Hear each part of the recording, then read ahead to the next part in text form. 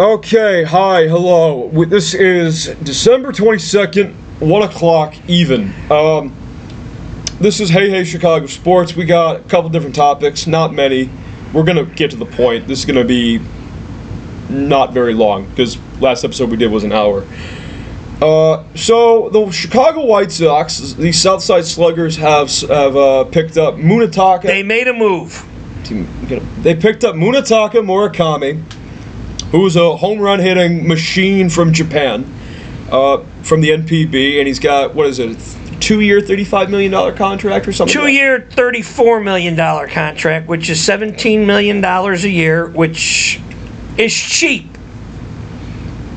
Okay, is cheap.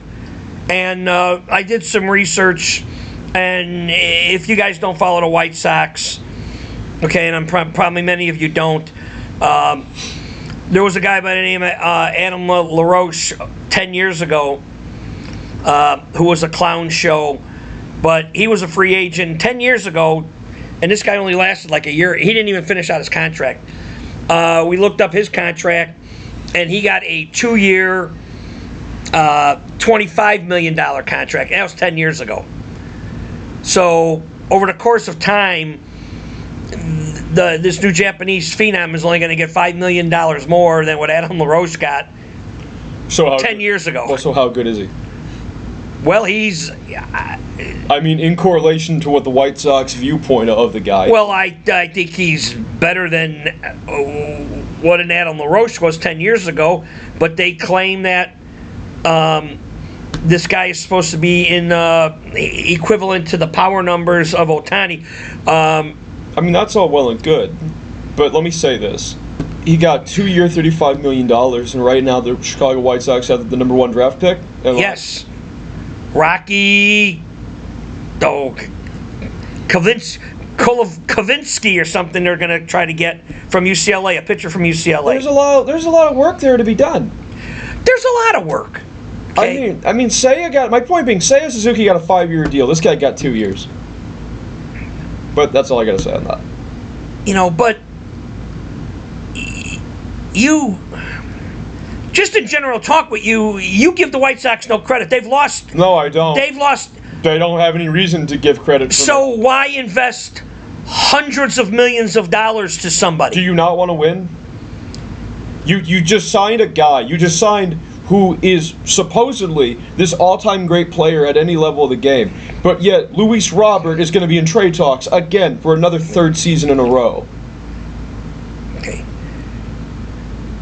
So what team are you really going to have? So why? So okay. You bought. Okay. What's it? You got some magic beans. Okay. You got magic beans for a cow. Okay. For a guy that, with the whole Chicago thing, you give so much negativity to the White Sox. You want them to go out and buy every free agent so they could turn around in 1 year to go from 100 losses. In the 3rd largest, one of the 3 top large markets of all time. Okay. And you are a bottom feeder. Well, we debated this before the other day, and you almost agreed with me. Almost. Prior to the Cubs winning the World Series in 2016, those 3 years before they won the World Series, the Cubs had lean years. Yeah, they were losing games in the 90s. But they were never 120 losses. No, but they didn't lose 300 games. They flirted. Cubs were flirting with losing 100 games. They didn't lose 121 games. Okay. And 2 years ago, the White Sox basically had a Double-A team out there. And the National League Central is 10 times more difficult to compete in the American League Central. You go up against bad Detroit Tiger teams. What do you mean? Bad Cleveland Indian teams. You go up against a bad Kansas City Royal teams. I believe the American League Cy Young Award winner back-to-back years has come from the Detroit Tigers. And what has people are knocking on Detroit's door for all their talent. Yeah. Okay. And okay. So yeah, yay Detroit, yay they get all this talent, but they don't win big games. But it's okay because they got AJ Hinch as their manager. Correct me if I'm wrong, but I think 2016 was the last World Series champion from the Cubs division. Or am I wrong on that? That sounds about right.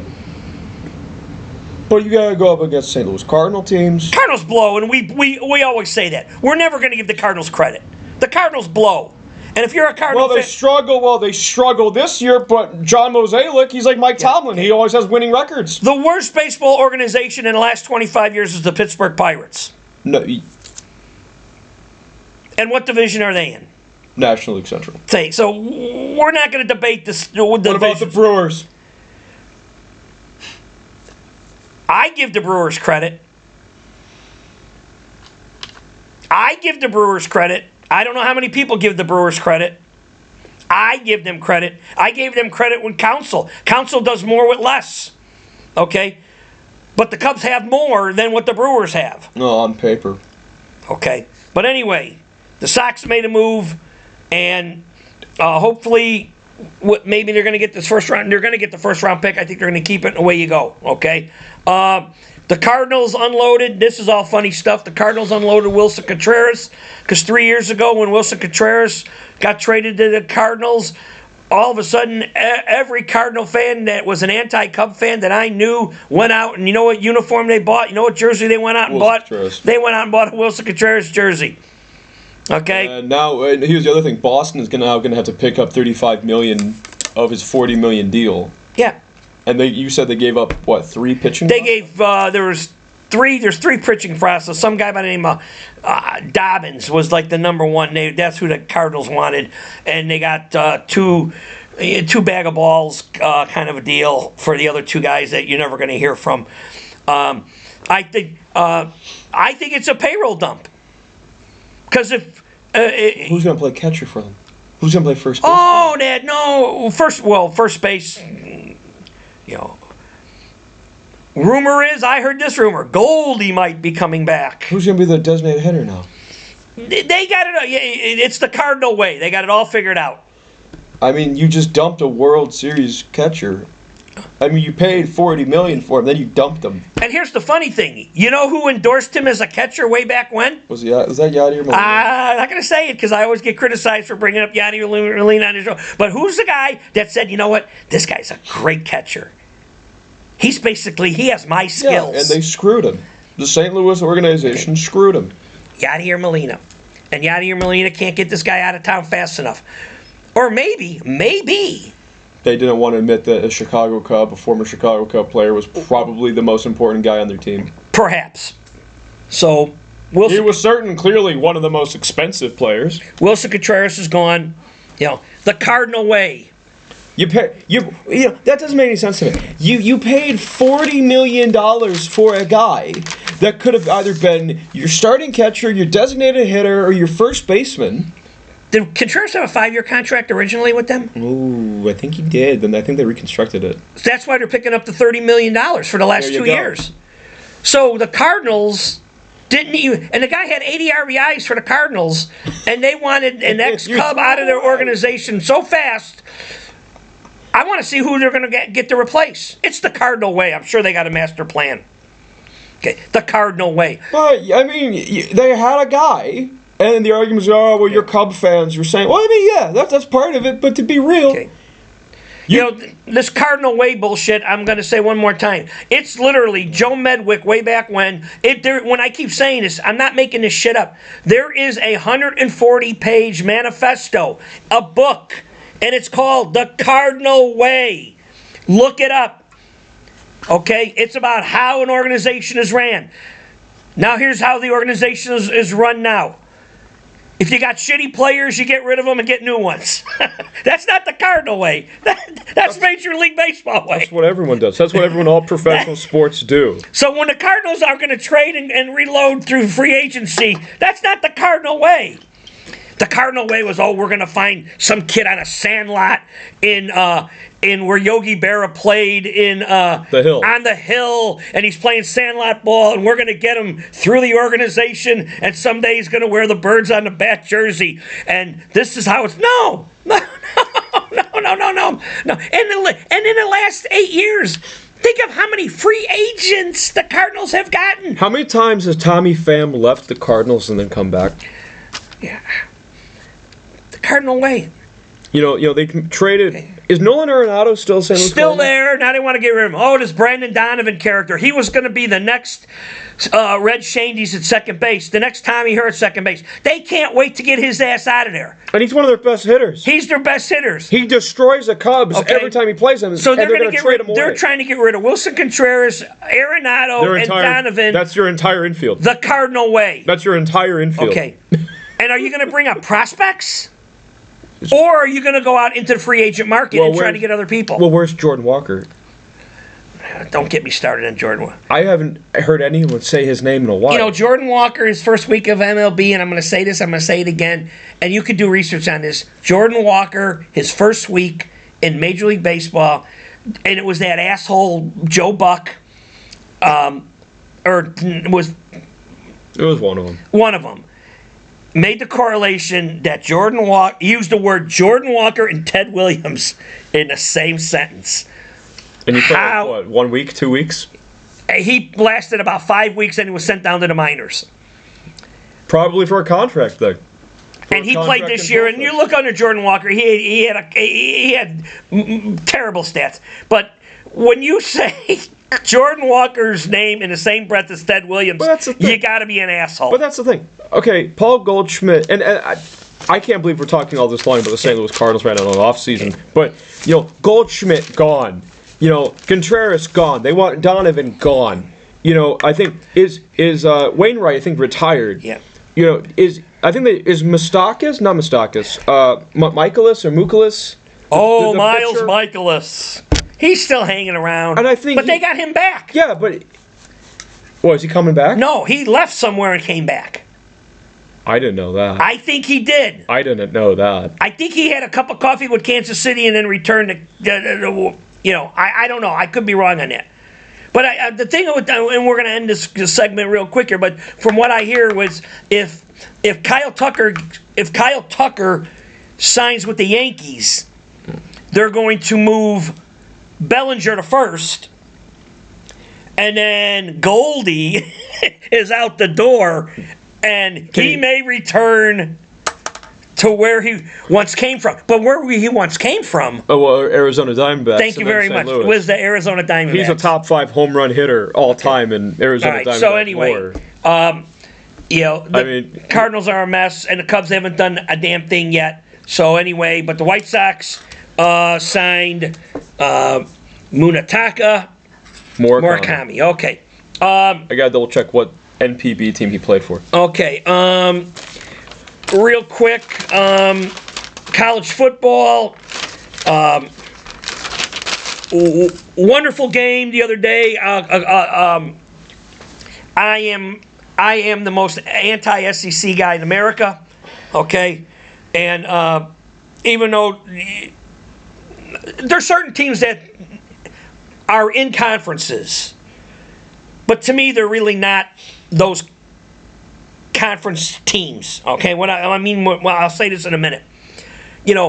Everybody goes, well, Oklahoma's in the SEC. Well, yeah, they are, but they've only been an SEC member for 2 years, and they're a Southwest Conference team. Okay, and I say this because the SEC's taking credit for Oklahoma being in the SEC. And they're taking credit for Texas A&M being in the SEC. So if you want to have that, that's fine. And Texas A&M got beat by Miami from what was called the shitty ACC conference.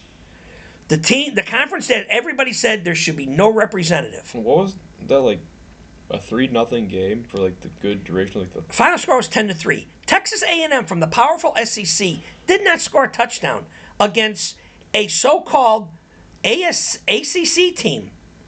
And didn't somebody miss like 3 field goals in the middle of that game? Yeah. It was an ugly game, but you know what? One less SEC team. Say that score again. 10-3. That's horrible. Okay. That's bad. Okay. Now, the other beauty of this whole thing was Alabama played Oklahoma, and you know what? There's 2 SEC teams. One of them had to lose, so there's one less SEC team. And you know how many...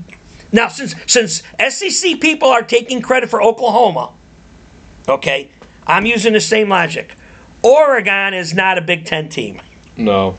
But you know what? They play in the Big Ten. But if you want to play that game. But if SEC people are going to play the game with Oklahoma and Texas, I'm going to play that game with Oregon. And you can do that outside of sports as well. You can. And you know what? It's conceivable because we got the lineups going down. Now, Oregon plays Texas Tech. Ohio State plays Miami. Indiana plays Alabama.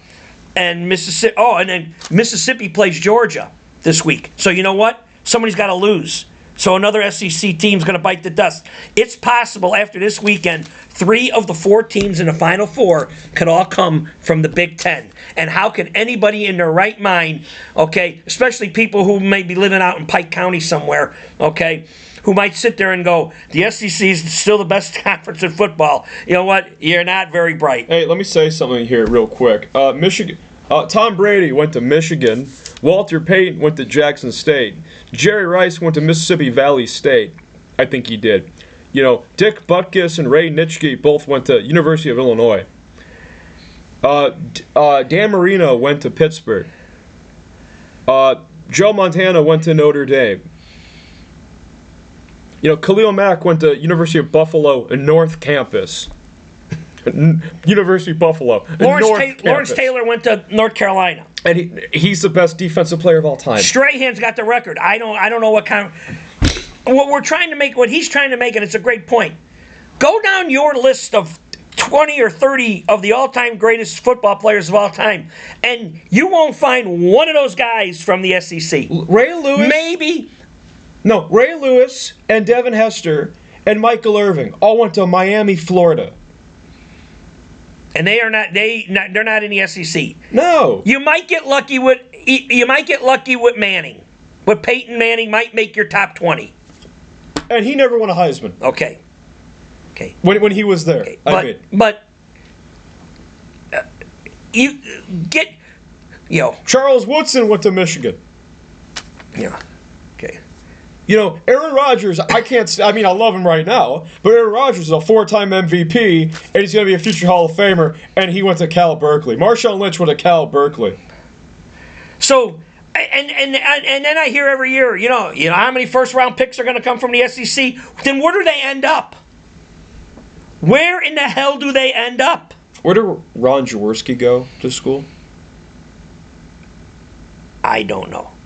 Okay. I'm drawing a blank on that one. Because I know Donovan McNabb, who holds all the Eagles passing records, he went to Syracuse. Okay. Tony Romo is the best Dallas Cowboy quarterback of all time. Went undrafted, went to Eastern Illinois University. But you SEC supporters out there, get your list of the greatest football players that ever lived. I think Jim Otto went to University of Miami, Florida. And go through and sit there and go, that's an SEC guy. That's an SEC guy. Did John Riggins go to Kansas State? One of them, Kansas State, or that's not an SEC school. Okay, but those guys, we're talking about the elite of the elite, like you mentioned earlier, with Butkus and Peyton. Sid Luckman went to Columbia. Otto Graham went to Northwestern. Yeah. Sammy Baugh went to TCU. Lawrence Taylor. All those guys. Bronco Nagurski is an inaugural NFL Hall of Famer. He went to Minnesota. Okay. University of Minnesota. Okay. Didn't we look this up? And doesn't, for the exception of Alabama, doesn't Illinois have more Hall of Famers? Yeah. Than any other SEC team other than Alabama? Because I think they're both tied. We looked this up. I could be wrong there, but we got to double check that. We looked this up. Because everybody goes, well, all these great Alabama players. Illinois has as many Hall of Famers as Alabama. Red Grange is the man who jump-started the NFL. He went to Illinois. Okay. No, I agree. I know. That's my point. That's what I'm saying to all these people say that the SEC is this holier than thou thing. And it's like... Right, but unfortunately, our audience is not as bright as you. Well, no, it doesn't matter. I mean, you can look this up, people. Going back into history, we got to make it relevant to guys that they might know. Well, no. These are all-time greats. Because for all you football people out there who talk about how great the football, the whole lineage is, but then you don't say anything up until the Super Bowl era, then why do you care? Okay. Well, anyway, it's very possible that there can very well be 3 Big Ten teams next week out of the 4. And then and then just to let you know, I believe the national champion the last 3 years has come from the Big Ten as well. One other local, Illinois State. Who would have thunk it? We're gonna go play. And I'm sure nobody out there knows. Illinois State is going to play for the 1AA. I still call it the 1AA. I think it's called FBS National Championship next week or 2 weeks against Montana State. Illinois State could very well be, one. You got Division I, and then you got the next level, which Illinois State is. They can be the national champion. Who would have thunk that 14 weeks ago? Okay? Well, it is Illinois State. They're always pretty decent in football. And then finally, U of I.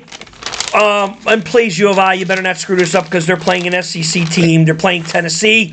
And again, anytime, because we're led to believe, and I'm led to believe from my blowhard friends that are SEC fans, that SEC teams only lose to other SEC teams. Not really. That they never lose out of conference. They lost more games out of conference last year in bowl games. When you play Eastern Illinois University in the final game of your season, Alabama, that's not impressive. So we got to hope Illinois beats Tennessee, but then the Tennessee people say, well, how many people opted out and blah, blah, blah. I don't want to hear that. It's still 11 on 11. Let me say something here, and I'm not a big Notre Dame fanboy. I'm not a Notre Dame, big guy. But you know what? People want to say how Notre Dame's schedule, and the argument is that they suck and they're not any good, but they always play big-time Division I people. They play the military academies. They play Boston College, who's another Catholic school. They played Arkansas. They played Syracuse. They played other ACC teams because Notre Dame is half and half. They're half independent and half ACC. Notre Dame's entire schedule was against all Division I opponents, period. Regardless of what conference they came from.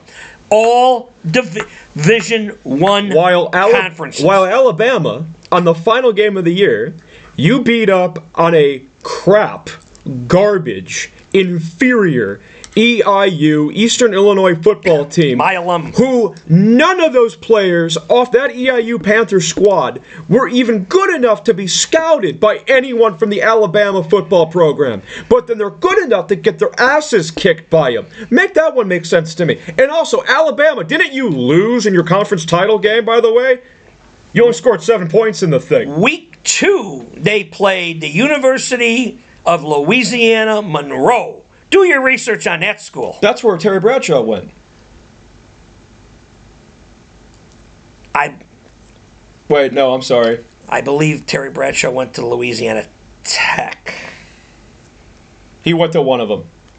Okay, but I gotta double check that. Okay. He went to one of those. Okay, and they won that game 72-0. Okay, and Alabama lost the first game of the year to Florida State, who allegedly everybody rags and says they play in that inferior ACC. So you played an inferior ACC team and lost. You played the University of Louisiana Monroe. You beat 72-0, and then you beat Eastern Illinois University on the last game of the year. Okay. Also, I'm sorry. You can finish. Okay. And you won 56-0. Eastern's had a grand total of 32 total yards. Okay, but then, if you say that you played Arkansas and you played Syracuse, well, Alabama. Oh, I'm sorry. I was talking about Notre Dame's schedule. But sorry. If you say, well, Alabama played Arkansas, well, you know who else played Arkansas? Notre Dame. So if Notre Dame played a shitty Arkansas, then you know what? Alabama played a shitty Arkansas. Okay, so Alabama's schedule is. Can I also say something real quick? Yeah, and then we got to get rolling with the Bear stuff. Because, for all these people out there who are demanding, crying, and complaining that Notre Dame has not officially outright joined the ACC, that they don't, I got the big, you see how I got like the Nike swoosh? People want the big ACC block lettering all on their uniform. Look at the people in the ACC. Just look at them on paper. Say what you will about Bill Belichick right now. Didn't Belichick get some top big-time recruiting class to go play for him? So they got... He's got I believe it was the 7th best recruiting class for next year. So the ACC currently, if Notre Dame were to officially go that way, you'd have your favorite guy in the whole wide world out there in Clemson. You'd have Sweeney. The Clemson Tigers. You'd have North Carolina. You get Florida State, and you'd have Miami, Florida, the U, and then you'd have Notre Dame.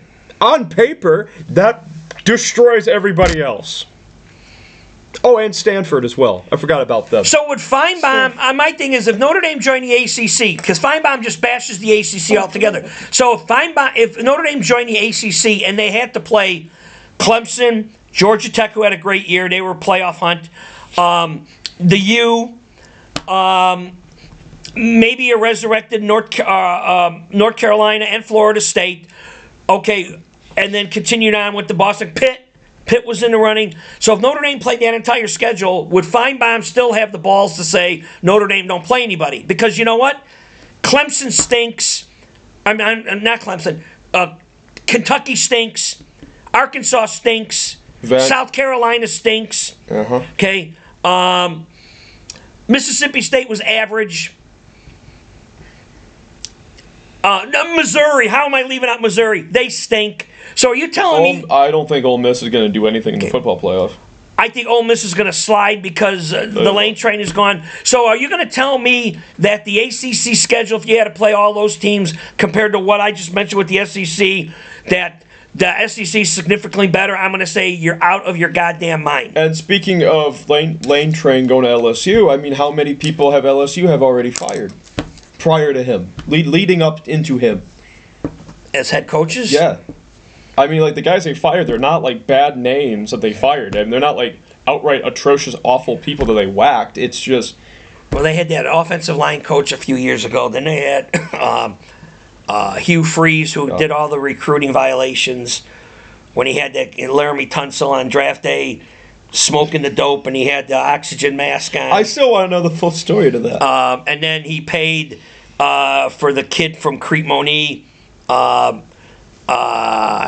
I can't forget his name. They paid him to come down because all of a sudden Mississippi was garbage. Then the following year they won 10 games in a row, and that wasn't because Hugh Freeze is the greatest coach in the world. Because if Hugh Freeze was still the greatest coach in the world, he would have never been in 3 different colleges since he left Mississippi way back when. Wait, he was at Mississippi?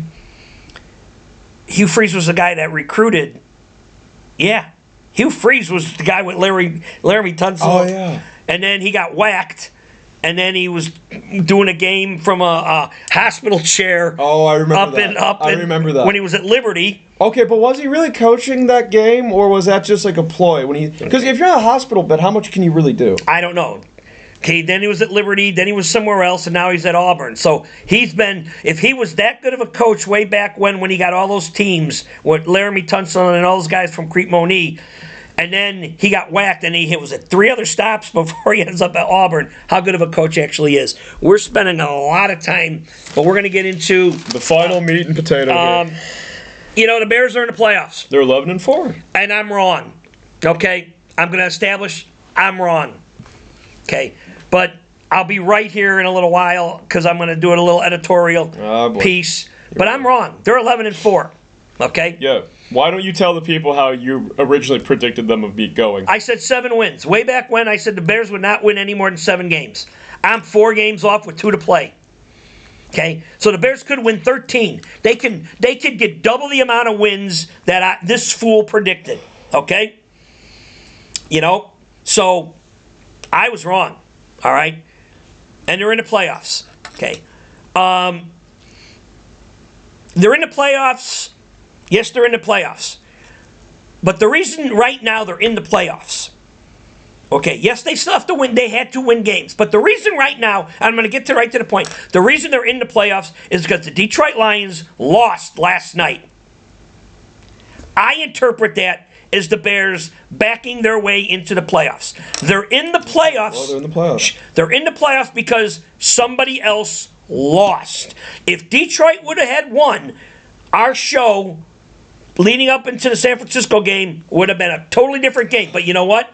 I was wrong. The Bears are in. We just sit back now to see where they're going to be. Are they going to be 1 or 7? We don't know. But you know what? They're in. And they're in because last night, Detroit lost, and I was wrong. I'll talk a little bit more later. Anyway, they got 2 more games left to go. And depending on what happens in those games, the Chicago Bears could win the division title. That would be the 6th one in the in the 21st century. But anyway, there's still work to be done. I mean, everyone's going to agree with you on that, with me on that. I mean, no, there's not going to be much argument there. There's still work to be done. And there was another podcast, one of the many Chicago Bear guys said, and I agree with this comment. When they make playoff, which they're already in the playoffs, but the moment they actually go to the playoff game, they cannot treat it as, oh, hey, this team is going to be here next season. Hey, we're going to be in this situation next season. They can't go in with that mentality. They cannot do that. They've not won a playoff game since roughly 15 or 16 years ago. I've always said, getting there is the easy part. Well, winning, yeah. Sustaining it is the hard part. So, if the Bears run the table here and win 13 games, I'll be that wacky guy and go, the Bears should win 13 games next year. Yeah, actually, knowing you, yeah, you. Why can't they? Knowing you, yeah, you. They won with an immature quarterback and a first-year line, and they won 13 games in the toughest conference in all of football. You know what? I'll be like Red Auerbach. I'll put my feet up on the desk and light the cigar. And sit back and go, they're going to win 13 games next year. The future is so bright, I'm wearing shades. That's a line from a song somewhere along the line. The future is so bright that. But here's my deal. That they will never regress. And I want to say a little bit of a sidebar here, and we got a little bit of a heated conversation. Because if you're going to rant, you got to give me a few minutes to rant as well. Well, why don't you just go first? No, you go first, because mine. Okay, let me just get to my point. I don't know to what specific standpoint of the people of this Chicago Bear fan base, me being one of them, him being one of them. Been a Bear fan my entire life. The 3 years when Justin Fields was here, horrible, horrific. What's he doing now? He's on his 3rd NFL team, not going anywhere, stealing money from the Jets. 2-year, what was it, $40 million deal? And he put up historical, awful, and I mean awful, numbers this season. They won what, 2 games, 3 games? And then they benched him for what, was Tyrod Taylor? I think they're 3 in the season at the moment. Okay, my point being, the reason why I'm referencing this, because again, I don't know to what specific number or percentage of the people in this fan base or the Chicago Bear media outlook or whatever it is that you want to phrase it as. However, I do know for a fact that there were a lot of people that, for one, never wanted the Chicago Bears to draft Caleb Williams for, insufficient reasons. And then there were a lot of people who wanted to keep Justin Fields for, again, insufficient and also borderline idiotic reasons. And if both of those two things happen, if Caleb Williams is never drafted and Justin Fields stays as a Chicago Bear quarterback, Bears are not in this situation at all. Bears would never make playoffs at all. That's all I got to say on that. You threw away Mitch. Then you threw away Mitch, who won, and was the only quarterback that you won with in that time period. And then you brought in Justin. Everything went wrong, and now you got Caleb, who, you know what? You might want to build a statue of that guy right now. You can talk. You have the floor. Okay. I gotta get to my favorite piece of paper here with my circles on it, if I could find it. Maybe it's this one. Yeah, this is the one. Okay.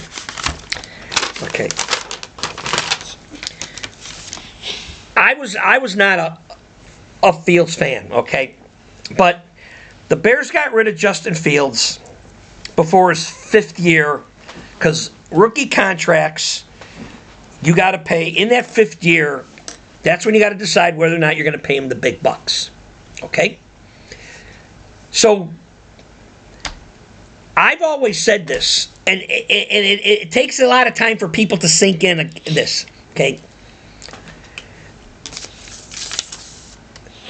Justin Fields' last year as a Bear, the Bears, I'm not saying, no, wait. I wanted Fields out the door. I wanted Fields out the door. Okay? But I was also one of those guys to say, maybe you don't need to waste your number 1 pick on a quarterback. And I'm going to explain this, and bear with me. Fields' last year as a Bear, the Bears were 7-10. They weren't 1-16. They weren't 2-15. They weren't 3-14. They were 7-10. And up until the last 2 weeks of the season, when Justin Fields, the Bears were in the playoff hunt. And the Bears, even though they lost the last game, the Bears finished 7-10. Okay? Teams that are 1-16, teams that are 2-15, they should get the number 1 pick. Okay? Because that's the shittiest teams should get an opportunity to try to get who they want to help their organization. The Bears were 7-10. The Bears were not 0-17. The Bears were not 1-16. Okay. So last year, the Bears took the number 1 pick. The Bears got the number 1 pick at 7-10. Okay. And if you're a football person, you know there were worse teams than the Chicago Bears who probably deserved to get the number 1 pick. But the Bears got the number 1 pick through trades and whatever. And they drafted Caleb Williams. Okay? Caleb Williams already came to an organization that was within a couple of tweaks of getting to the playoffs with Justin Fields at 7-10. And Justin Fields stinks.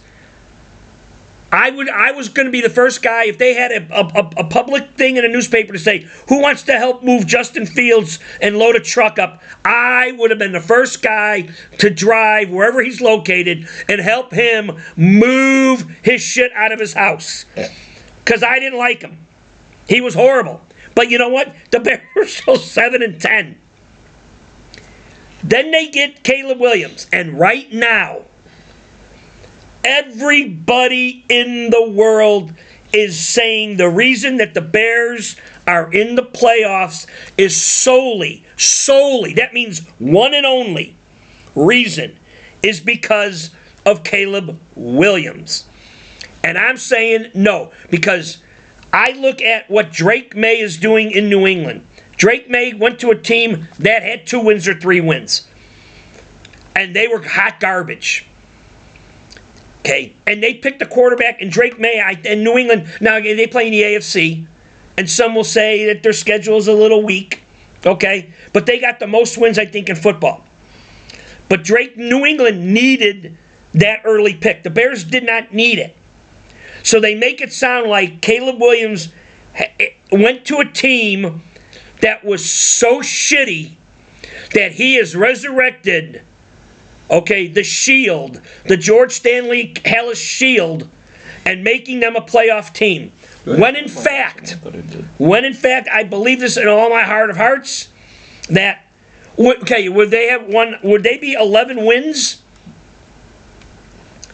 with another quarterback? I don't know. But you know what?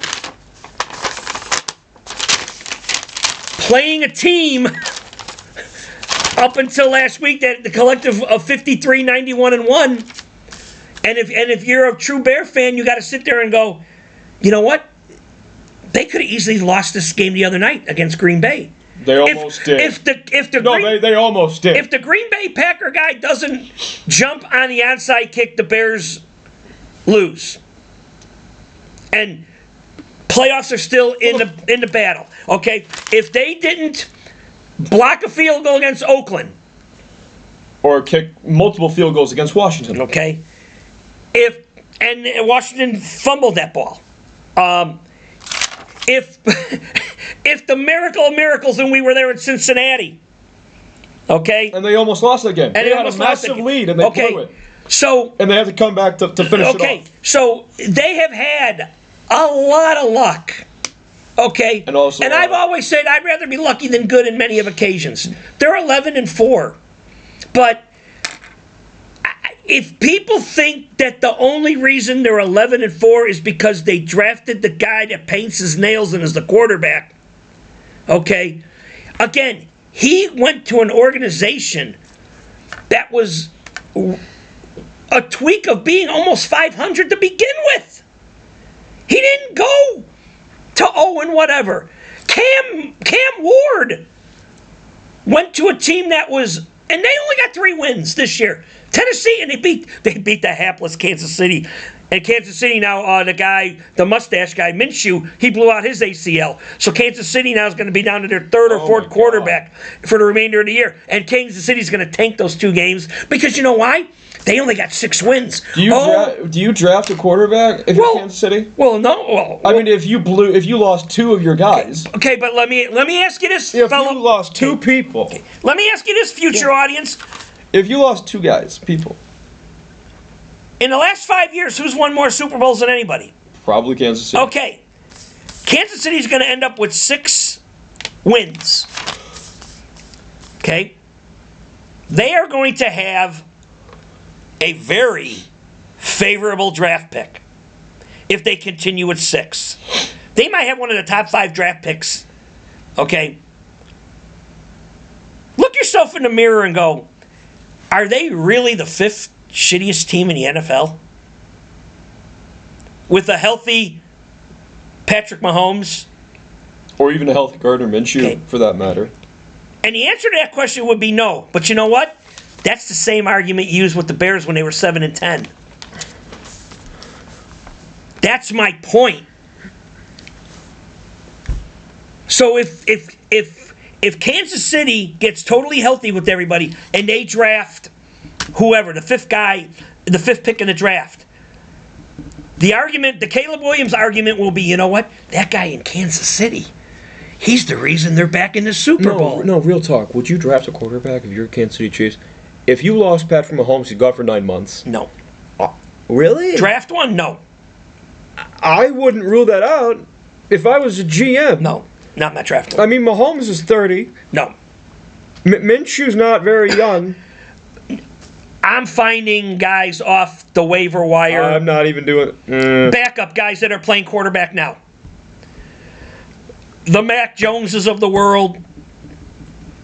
You know, guys like that. Davis Mills, who played 3 or 4 games with teams that are backups that are never going to see the field because if C.J. Stroud stays healthy and if Brock Purdy stays healthy, those guys that I just mentioned will never see the field. But why would the argument be no one's going to sit there and say Kansas City's one of the 5 worst teams in the NFL? When the Bears were 7-10, you know what? They were not one of the 5 or 7 worst teams in the NFL, but Caleb Williams came to a pretty good situation. Because let me ask you something. Let me ask you this question, and I should have looked this up. That year, when the Bears had the 1st pick, who was the worst team in the NFL?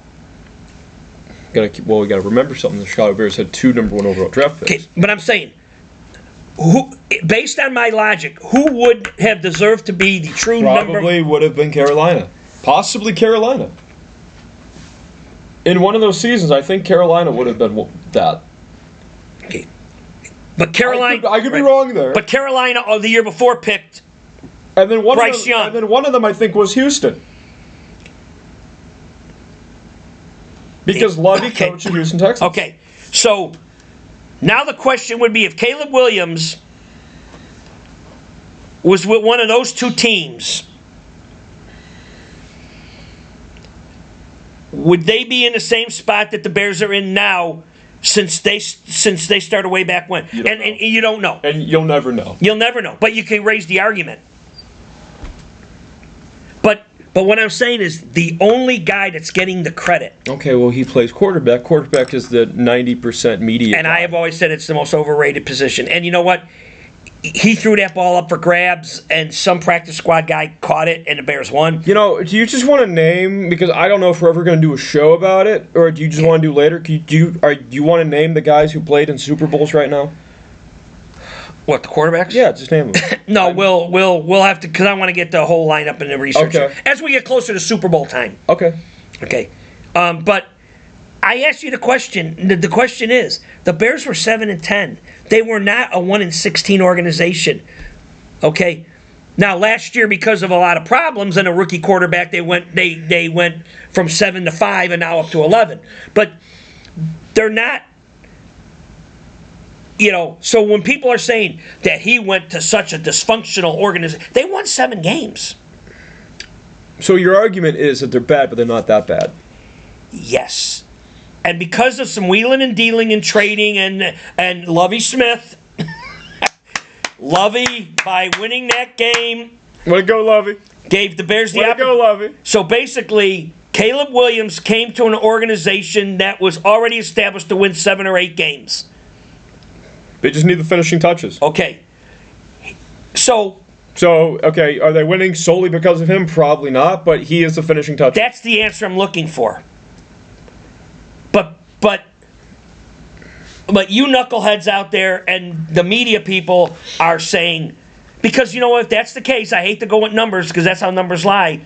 If numbers were such the thing, he would have already broken every Chicago Bear passing record there is. Okay, well, I'm very happy you said that. I know his stats right now. He's got 23 touchdowns, 3,400 passing yards. He only got, 6 interceptions? His interceptions are low. You know, he doesn't turn over the ball. But you know what? Quite often. He doesn't throw as much as the other guys in history. You get less interceptions. It doesn't matter. He's 11-4. Okay. But the more you throw, the more chance of an interception. If he wins, I'll say this right now. If he wins division, Caleb Williams better be a Pro Bowler. There, I'll say it right now. Because they got 2 games left. And now that they're already in playoffs, and this is a conversation you and I had last night, now that they're in playoffs, he could just pad stats. They could just pad stats. Well, you don't want him throwing all over the place because what happens if they lose and go to the 7th seed? Playoff NFL football playoffs, they're all one-and-done football games anyway. But don't you want to play at Soldier Field rather than playing on the road? They're all one-and-done games anyway. Okay. You know. And to say a Pro Bowler... Okay. No, I would say...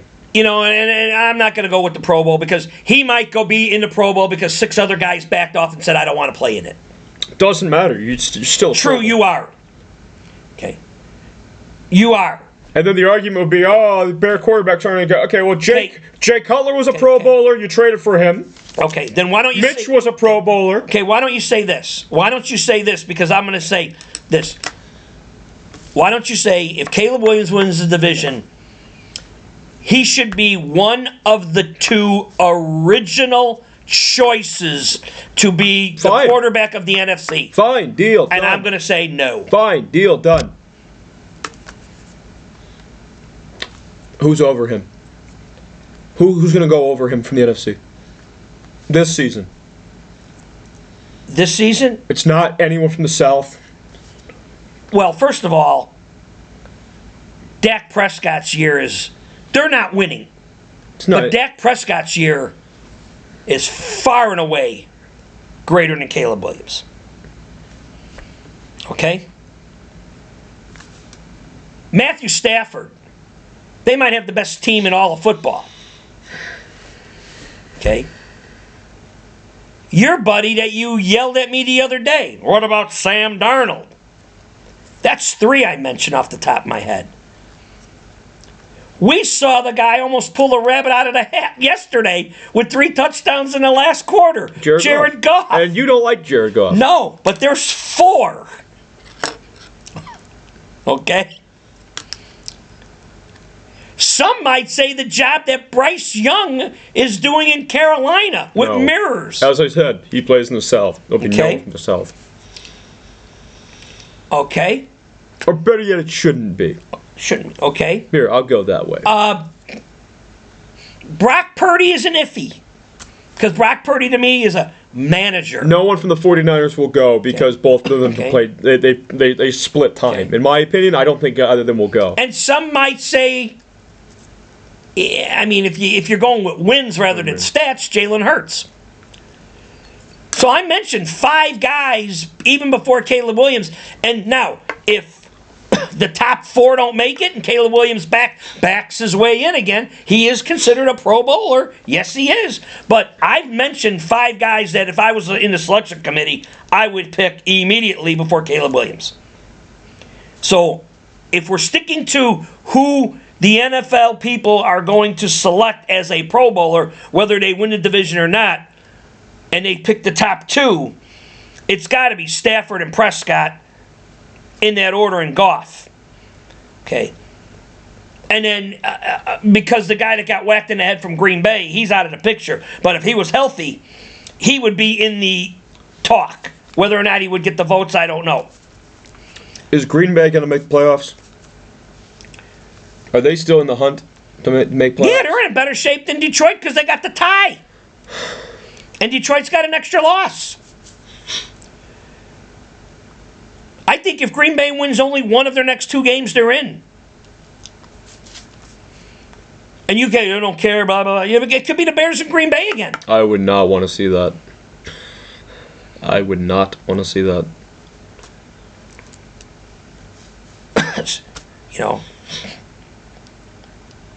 And here's the other shitty thing. If the Bears don't win the division, okay, somebody from the South is going to be seated higher than the Bears because they won a division and the Bears didn't. That's why the Bears have to win their division. You came out all this way. You gotta win. You gotta win the division now. But they're in the playoffs. You came all this way. And the only reason they're in the playoffs is because the guy from USC. They win one more game. They win one more game. Okay. And I said months ago that the 49ers peaked and everyone got mad at me. The 49ers have not peaked. The 49ers could be the number 1 seed in the whole damn thing. This 49er iteration of them? They said it today. If they run out, if they went out, they could be the number 1 seed in the NFC. 49ers got 11 wins. 49ers have as many wins as the Bears. They have 1 less win than the Rams. You keep saying they suck. I don't know where you're getting this information. No, I don't say they suck. I say that they lose to inferior competition quite frequently. They stubbed their toe in some question mark games, but they're 11-4. They got the same record as the Bears.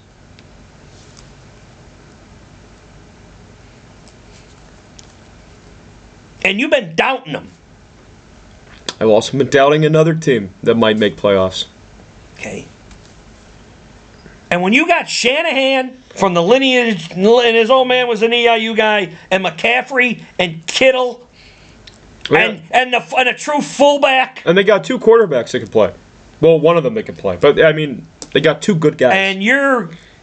And now they got Robert Saleh when the defense was Studville way back when, his back punt running the defense in San Francisco. I don't know how anybody in the world they're past their prime. They're 11-4. Okay. We're going to see what they do.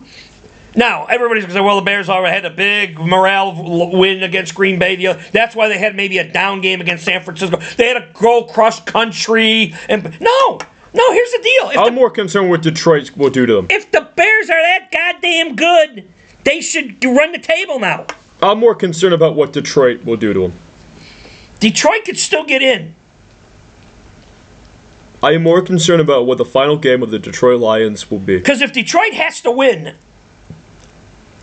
okay, you saw, now it was indoors at Detroit, but you saw Detroit score 3 touchdowns in 11 minutes against a better defense than what the Bears got. Now, you're going to be outdoors at Soldiers Field, okay, or here's the other thing, if the Bears can't help themselves. Here's the deal. If the Bears can't help themselves in seeding that last week, Are you playing Caleb Williams? Yes. Or are you sitting Caleb Williams? Ooh, that's a good question. Then if you... That's a good question, actually. Never mind. Okay. That's a good question. And then Because now... if they play the Niners, they win that game, then they win the division. They might play Tyson. And they can't be any worse, but they can't be any worse than what they are. It's the last game of the year, and if they lose that game, they're not going to go up or down. If they win that game, they go up and down. It's week 17, and now that Detroit has to win to get that very, very last spot. Do you play Caleb Williams? Or would you play Case Keenum or Tyson Bagent? One of those two. Who would you play for? I'm not. I know what I would do. Okay. Just to prove my point. What would you do? I would have one of those other jokers go in there, play a good team, and let the system work, and then we're going to find out, is it the system or is it Caleb Williams? Off of one game? If that's the only thing you got to prove. Off of one game. If that's the only thing you got to prove. Off of one game when you already have a playoff victory, to your credit. When you already have a playoff spot. Yeah. But again, that goes to my argument from day one. You could have had Case Keenum or one of these other jokers been at week 2 and still get the 11 wins. With this schedule of what's again 50, 53, 92, and 1. Now you sit there and go, and then they're watching, and everybody's thinking, geez, you know what? What if this happens? What if this is a Jordan Love thing? What if Caleb Williams takes a shot in the head like Jordan Love did? Because nobody thought Jordan Love was going to, but Jordan Love's questionable this week. He's still in concussion protocol. They got to win the division. See, but they also got to figure out their stadium deal. But see, now you're. No. You came all this way. You came out all the way. See, you're changing the rules in the middle of the game. First was, if they don't make the playoffs, the McCaskies, they made the playoffs. I still don't like the McCaskies. Okay, but they made the playoffs. They accomplished what you want. Now you're saying, win division, win some. And if they don't, they suck. If they don't, they have to win. They gotta win.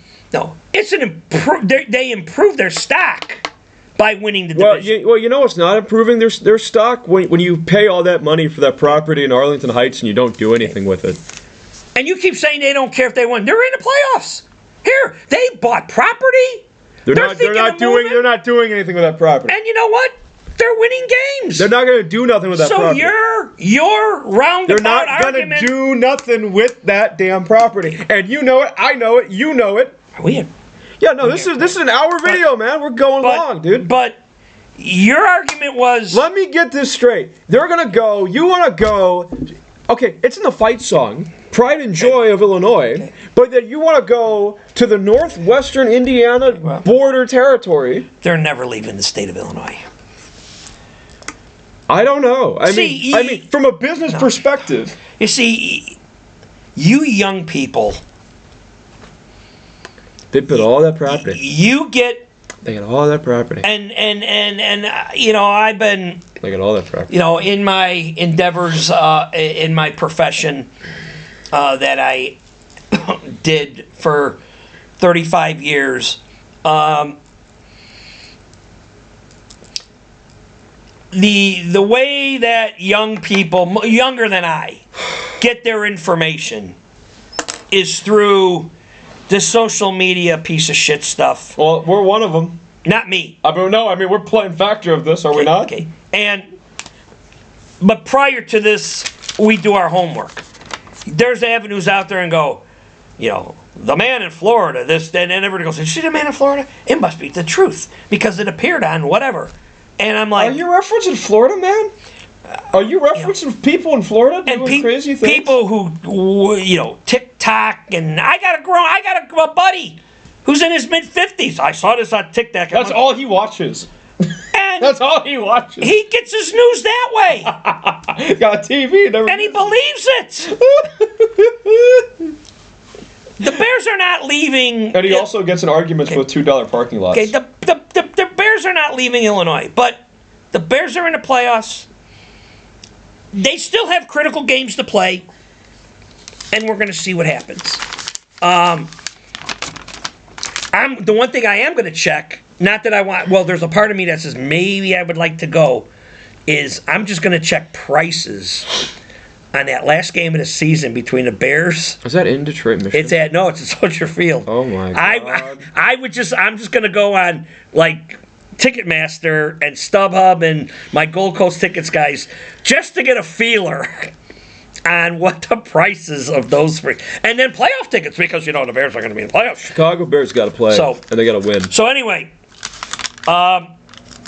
that's our wrap up after the Bears. Detroit nonsense. We waited to see what Detroit was going to do. Detroit lost. The Bears are in. I look at that as them backing their way in, but they're in. And now we'll see what happens. And I believe, and I was correct in predicting this last week, the Bear San Francisco game is a night game. It's a flex game. It's the Sunday night game. Well, because you said that if that was playoff implications? It's not a regular 4:30 game. No, you said if that was the case, it'd be a primetime game. It's a night game. All right, so we've given this. If we don't see you guys or do something after the holidays, Merry Christmas. Check into us. We are Hey Sports Chicago, and check out the library. I was told that I can do this. Check out the library. If you're ever in the Springfield area, I guess. All right, over and out. Bye.